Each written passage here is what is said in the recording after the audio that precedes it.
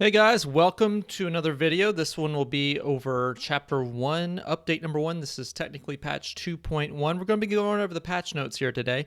And just to preface here, this is the blessing and the curse of having a day job. I do get consistent income, but I do not have access to my recording equipment right at the time of the patch. So obviously, you've seen some content creators beat me to the punch, but we are here today, the day after the patch released. I actually got a chance to, if you saw on stream yesterday, to play around a little bit in the new patch and kind of see what's up. So this one will have a little bit more substance than something like, say, a reaction video or just reading you out the patch notes. I'm of the belief that you guys are above a first grade reading level, so you can read this for yourself. I'll have the patch notes link in the description below.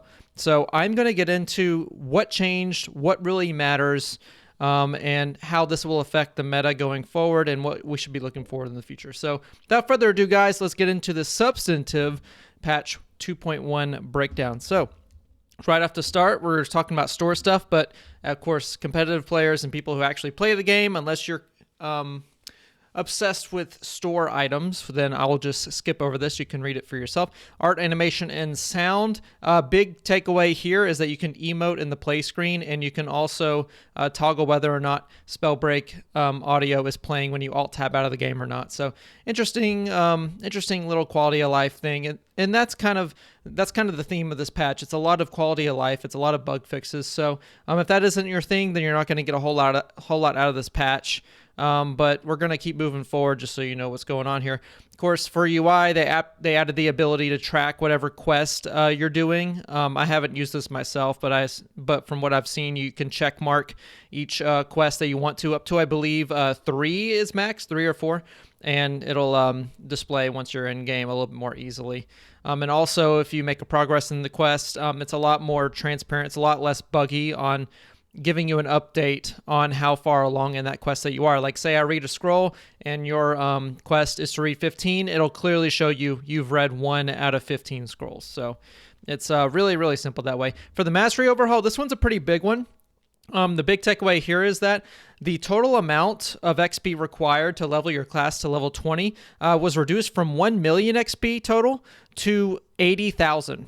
So I streamed this yesterday, and I got from level 15 Pyromancer all the way up to level 20 over the course of about 4 hours. So we already have people in the community who have grinded every single class up to level 20 to get all the rewards. So definitely make sure you get in and get these rewards, because they are going away sometime relatively soon. Now, they do say they're going to give us plenty of time to grind these up before they shut off the mastery rewards. They are working a completely new system, which, by the way, there's now XP. Instead of basing it off of damage done in survival time, it's now based on accolades, and the values for each accolade are very they're not given. So earn those accolades, get your classes to level 20 before all those rewards go away. Okay, good. All right, so for the world, big one here, elemental shrines. They've appeared across the map. These are in different places. I can go ahead and name them off for you. Frost gauntlets. By the way, to preface this doesn't appear in the patch notes, but these shrines will drop an infinite amount of whatever gauntlet that you're looking for. So this is great for, obviously, for solos to get that first drop, but if you don't get the first item picked up from a shrine, then it will respawn another item, so just keep that in mind.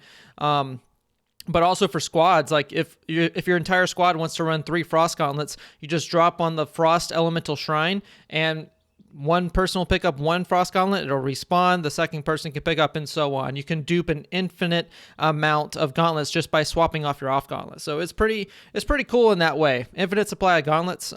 Frost is going to be located just north of Banehelm. Fire is located near Fever Ridge or Fever Break. It's towards the northern part of that. Wind is towards Hemwood. Bogmore in the very, very southeast corner has a new floating island. Toxic will spawn there. Sawtooth Mountain spawns right in the middle of that mountain. We'll have a stone gauntlet. And then far off to the west in Shadowgrace, you will have the lightning gauntlet. And those are all pretty easy to find. You can notice them. They're very, very tall structures. They are colored with their element, and it's very, very good. I anticipate in competitive events or just squad play in general that if you have a lot of members wanting to group up on one shrine to kind of secure it from the rest of the lobby, they can get a really, really clear advantage from having an upper rarity gauntlet very, very early on. Frost is going to be probably the most heavily contested. Of course, Toxic is going to be important as well for getting early access to that higher scaling of Outbreak. You also have people like maybe Megaverse or Darkbreakers or any more known Stone Shaper people probably going to be dropping Sawtooth Mountain. It's already a great looting spot, but now you're going to have even more probably coordination around dropping in some of these higher loot areas that also happen to have these shrines. Now, keep in mind that some places like that have fire, like north of Fever Break or Frost north of Banehelm, it takes a little bit longer to get to those high density loot areas, but the ability to have a higher rarity gauntlet straight off the drop is very, very valuable, especially for solos, and I would imagine especially for squads. So keep that in mind as we go forward here. Also, there's a new point of interest in Shadowgrace Valley. I haven't seen it yet, but apparently it's there. Just based on my gameplay yesterday. So big balance changes here. There is a little bit of video effects going in when players are restoring health or armor. You can barely tell. I think it's a green glow, but I honestly do not remember seeing one. Whether I just didn't have a fight long enough to where people were resetting. I couldn't see this beyond a wall, so this has to be some kind of like overglow or whatever. It wasn't big enough for me to really remember it or notice it, but apparently it's there. Vital Stone is still going to be F tier despite having this 25% movement speed buff. It's still going to delay the inevitable. People still have their runes recharging after the immediate exile. So, I mean, yeah, you can get a little bit more traction out of the zoom from Vital Stone, but it's still a meme. It's still F tier. Don't run it. I swear, if I see it more, I'm going to lose my mind. Don't run this awful talent, please. Okay, 25% movement speed. It's not worth it. Reduced flight rune speed while traveling upward. This is very interesting. So I tested this out a little bit, and the main effect that it had is that whenever you fly straight up, you don't actually fly straight up. You fly at an angle, and you have you have vertical momentum, obviously, but you also have horizontal. Basically, what it did is instead of flying kind of like this, you're now flying almost a little bit more angular, so it's a little bit weird in that way. It's going to make it a little bit more difficult in the late game as the zone really starts closing in to maintain your turn going up to make sure you don't get outside of the zone and take damage. So the straight up vertical flight capability in the very, very late circle is going to be a bit of a problem. Other than that, though, I mean, the flight feels relatively untouched. I mean, I personally never use it to get to those vertical skybox in circles. I'm sure some people who do will feel this, but I don't think it's going to shift its viability very, very, very much. Most people, when they use flight, either use it as an engagement tool or to just run away from a fight. And really, the big takeaway here is that the horizontal speed is the same. The vertical speed is reduced slightly. So it's not really that big of a change. So don't take the flight rune change as something meta defining or anything. So they've increased the height of line of sight for teleport rune. Basically, it just makes it to where invalid targets happening more rarely. It doesn't really happen as often. So this is a good buff to teleport. It still has target invalids. I got one the first time I tried to use teleport off of a bit of terrain that was out of line of sight, but it is a little bit better. So teleport, a little bit better. Toxic puddles that load in fire can be extinguished by ice lance or flash freeze. I honestly didn't know that this was a thing that it would stay lit, but apparently they fixed it. Radius of lightning storm is reduced a little bit, but there are still those moments where you're outside of the radius and it still hits you. So it's a little change. It's not that big. So you're still going to get hit.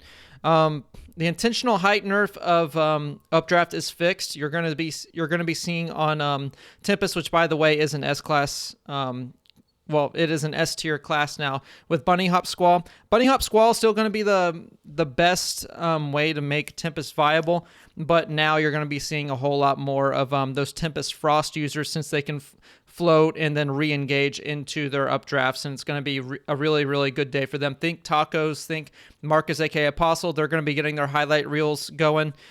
Still have yet to find out if they're going to win a game. Apparently I've been hearing a bunch of that on Twitter, but yeah, they're going to have a little bit of an easier time with that, so you can have fun with that. Ice Lance and Lightning Bolt, sometime tunneling through flames or flash freeze.